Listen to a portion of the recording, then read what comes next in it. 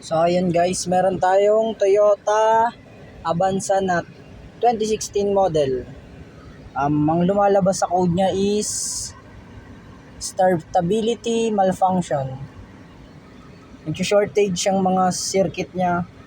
Then ang mga sensor niya lumalabas, kaya in-scan natin at nilinisan ng mga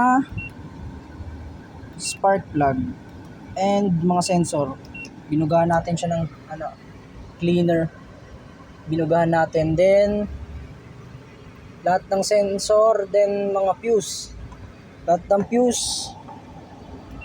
Binugahan natin lahat ng fuse para mawala yung check engine niya.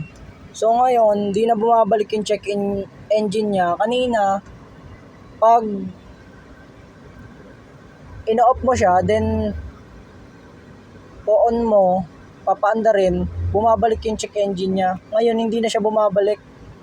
Nasi-shortage yung kuryente ng binibigay ng battery. Nasi-shortage lahat ng sensor, then mga fuse. Kaya lumalabas, nag-check engine siya, pati ABS, kahit wala namang problema.